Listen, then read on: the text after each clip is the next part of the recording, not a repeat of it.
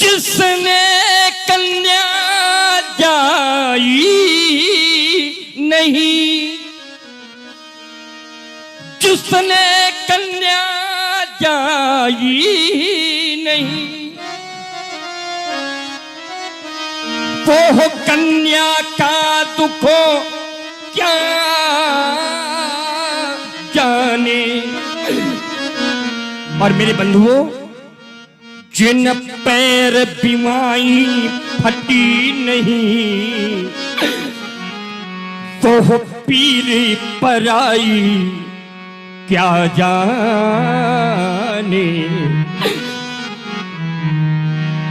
और यदि जानना है कि बेटी की पीड़ा क्या होती है, यदि इसे समझना है तो एक कल्पना करना है। आप सभी को एक कल्पना करना है, और कल्पना उस समय की करना है जब किसी की बेटी विदा होने लगती है। उस समय की कल्पना करना है जिस समय बेटी विदा होने लगती है, और विदाई के समय जिस समय अपनी माँ की छाती से लिपट करके माँ माँ कह करके रोने लगती है, तो कोई उस माँ से जाकर के पूछो, अरे कोई उस माँ से जाकर के पूछे जिस माँ ने अपनी बेटी को विदा किया हो। मेरे बंधुओं, उस समय उस बेटी की माँ को ऐसा लगने लगता है, उस माँ को ऐसा लगने लगता है कि आज बेटी नहीं मानो कोई माँ का कलेजा निकाल करके लिए जा रहा हो। उस समय उस माँ की दशा क्या होती है, तो माँ की दशा का वर्णन ग्रंथ में लिखा गया। क्या लिखा गया कि पभूरी पभूरी पभूरी पभूरी भेट ही महतारी। हरे पभूरी पभूरी भेट ही महतारी, और कहाँ ही बिरंग की ये रची कतनारी।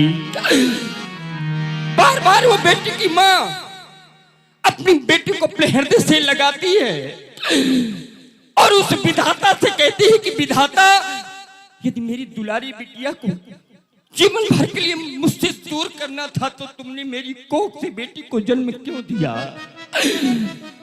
अरे याद करें मेरे सज्जनों, उस समय जब लिपट लिपट कर माँ से रोए बेटी,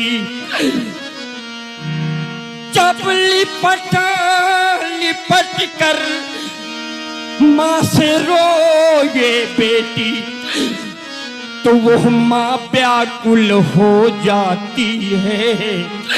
और वो माँ करती क्या है, तो बेटी के मुख को चूम चूम और छाती से उसे लगाती है।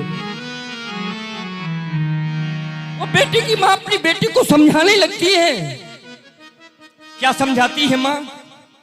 माँ अपनी बेटी से कहती है कि बेटी, कभी मैं भी किसी की बेटी थी, जब इस घर में आई थी तो मैं भी एक दिन दुल्हन बन करके आई थी। अब बेटी तुम्हारा समय आ गया। एक वो समय था जब मैं भी दुल्हन बनकर आई, अब तुमको भी दुल्हन बनना होगा, तुमको भी दुल्हन बनना होगा, और संसार की सारी रीति रस्मों पालन तुमको करना होगा। माँ अपनी बेटी को समझाते समझाते अचेत होने लगती है, तो बेटी माँ को पकड़ लेती है। माँ मत रो माँ, बेटी अपनी माँ को समझाती है। अरे मत रो माँ, तू क्यों रोती है, क्योंकि बेटी पराया धन होती है, ये बेटी पराया धन होती है। तो माँ कहती है बेटी, मैं जानती हूं बेटी पराया धन होती है, लेकिन मैं एक माँ हूं, और माँ कैसी होती है तो इतनी कठोर कहाँ होती है, अरे इतनी कठोर कहाँ होती है, क्योंकि माँ भी तो आखिर माँ होती है, माँ भी तो आखिर माँ होती है। संसार में अनेकों रिश्ते होते हैं मेरे बंधुओं, अनेकों रिश्ते होते हैं, लेकिन किसी रिश्ते में इतनी क्षमता नहीं होती जो माँ की ममता की समता कर सके। किसी भी रिश्ते में ये क्षमता नहीं होती जो माँ की ममता की समता कर सके। माता केवल माता नहीं होती, माता केवल माता नहीं होती, माता निर्माता भी होती है, अपनी संतान के भाग्य का निर्माण करने वाली होती है, और इसीलिए माँ एक भाग्य विधाता भी होती है। और तभी तो हमारे आचार्य कहते हैं माता के विषय में कि सबकी है तोल माँ की, अरे सबकी है तोल माँ की, अरे नहीं कोई तोल, अरे सबकी है तोल माँ की, अरे नहीं कोई तोल, क्योंकि मैया की ममता का नहीं कोई, अरे मैया की ममता का नहीं कोई। हाँ देखिए सज्जनों, ये एक ऐसा पल है धनुष यज्ञ की लीला में जब आदमी अपने हृदय में विचार करता हुआ बड़ा भावुक हो जाता है। संपूर्ण लीला में सबसे भावुक पल एक यही आता है जब व्यास जी संकेत देते हैं नपन विलो की जनक अकुलाने, और जो ममता की मूर्ति होती है, स्नेह की देवी होती है, और कवियों ने भी अपनी कल्पना करके मां के व्यक्तित्व की एक परिभाषा बताई। कवियों ने लिखा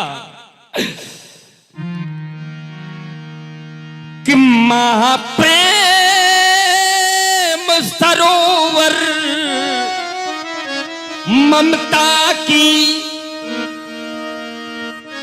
मां प्रेम सरोवर ममता की, मां केसर वाली प्यारी है,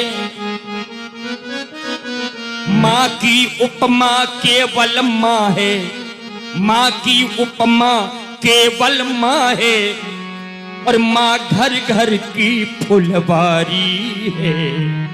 अरे कवियों ने तो यहां तक कह दिया कि मां सरस्वती दुर्गा लक्ष्मी, मां अनुसुईया मां सीता है, और मां पावन रामचरित मानस, और मां ही तो भगवत गीता है। और इसीलिए जिसे देख सागर का ये मन जाए डोलो, अरे जिसे देखो सागर का ये मन जाए डोल, क्योंकि मैया की ममता का नहीं कोई मोल।